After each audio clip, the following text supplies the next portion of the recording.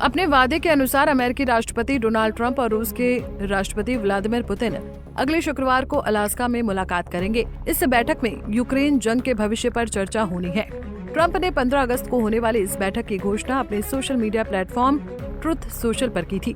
बाद में रूसी राष्ट्रपति कार्यालय क्रेमलिन के प्रवक्ता ने इसकी पुष्टि करते हुए कहा कि अलास्का काफी तर्कसंगत जगह है क्योंकि ये रूस के काफी करीब है। वहीं यूक्रेन के राष्ट्रपति वोलोदिमीर जेलेंस्की ने कहा कि किसी भी समाधान में यूक्रेन की भागीदारी जरूरी है।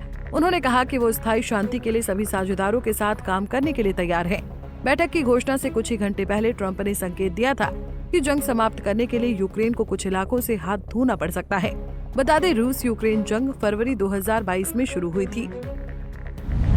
डोनाल्ड ट्रंप ने शुक्रवार को व्हाइट हाउस में कहा, आप उस क्षेत्र को देख रहे हैं जिस पर 3.5 साल से लड़ाई चल रही है। बहुत सारे रूसी मारे गए हैं, बहुत सारे यूक्रेनी मारे गए हैं, इसलिए हम इस पर नजर रख रहे हैं। उन्होंने कहा, हम वास्तव में कुछ वापस पाने और कुछ की अदला बदली करने की कोशिश कर रहे हैं। ये जटिल है, वास्तव में आसान नहीं है। हम कुछ वापस पाने जा रहे हैं, कुछ की अदला बदली करेंगे। हालांकि ये प्रस्ताव किस तरह का होगा, इस बारे में ट्रंप ने कोई और जानकारी नहीं दी है। कुछ मीडिया रिपोर्ट्स ने सूत्रों के हवाले से बताया कि व्हाइट हाउस यूरोपीय नेताओं को एक ऐसे समझौते के लिए राजी करने की कोशिश कर रहा है जिसमें रूस को पूर्वी यूक्रेन का पूरा डोनबास क्षेत्र और क्रीमिया प्रायद्वीप देना शामिल है। इसके बदले में रूस खेरसोन और जापोरेजिया क्षेत्रों को छोड़ेगा जिस पर उसने आंशिक रूप से कब्जा कर रखा है। इससे पहले शुक्रवार को वॉल स्ट्रीट जर्नल ने एक रिपोर्ट में कहा था कि पुतिन ने हाल ही में मॉस्को में ट्रंप के दूत स्टीव विटकॉफ से मुलाकात के दौरान इसी तरह का प्रस्ताव दिया था।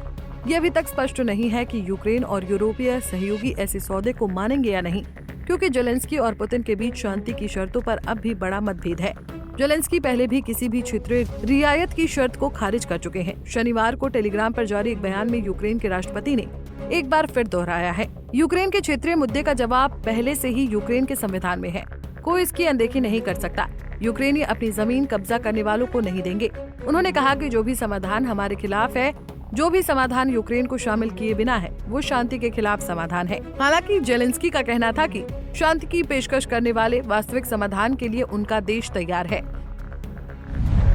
जेलेंस्की ने कहा कि हम राष्ट्रपति ट्रंप और सभी साझेदारों के साथ एक वास्तविक और स्थायी शांति के लिए काम करने को तैयार हैं। ऐसी शांति जो रूस की मर्जी से न टूटे।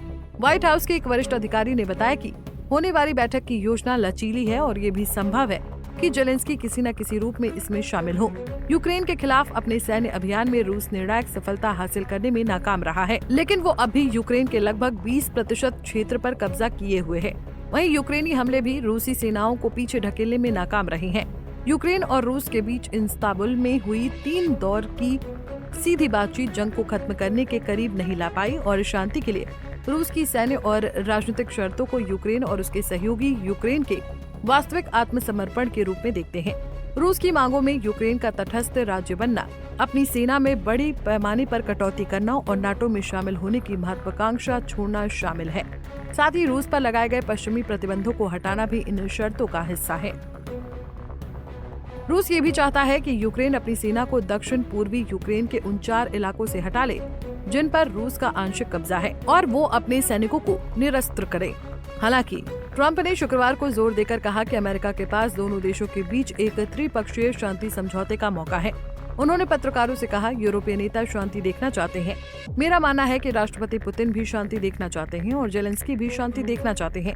उन्होंने कहा, राष्ट्रपति जेलेंस्की को वो सब कुछ मिलना चाहिए जिसकी उन्हें जरूरत है, क्योंकि उन्हें कुछ साइन करने के लिए तैयार होना पड़ेगा और मेरा मानना है कि वो इसे पूरा करने के लिए कड़ी मेहनत कर रहे हैं। पिछले महीने ट्रंप ने स्वीकार किया था कि उन्होंने 4 अलग अलग मौकों पर रूस यूक्रेन जंग समाप्त करने के लिए एक समझौते की संभावना देखी थी। उन्होंने कहा था, मैं पुतिन से निराश हूँ, लेकिन मैं उनसे पूरी तरह अलग नहीं हुआ हूँ। हाल के हफ्तों में उन्होंने रूस के प्रति अपना रुख कड़ा कर लिया है। उन्होंने 8 अगस्त यानी शुक्रवार तक रूस को यूक्रेन में संघर्ष विराम पर सहमत होने की समय सीमा दी थी और कहा था कि ऐसा न हुआ तो उसे और व्यापक प्रतिबंधों का सामना करना होगा। लेकिन समय सीमा करीब आने के साथ ही इस धमकी पर ट्रंप और पुतिन के बीच संभावित शांति समझौते पर चर्चा के लिए आमने सामने की मुलाकात की योजना हावी हो गई। शुक्रवार को व्हाइट हाउस की ओर से रूस पर नए प्रतिबंधों की कोई घोषणा नहीं की गई। फरवरी में ट्रंप और पुतिन ने फोन पर बातचीत की थी, जो यूक्रेन पर रूस के आक्रमण के बाद दोनों देशों के शीर्ष नेताओं के बीच पहला सीधा संवाद था। किसी अमेरिकी राष्ट्रपति से पुतिन की आखिरी मुलाकात 2021 में हुई थी।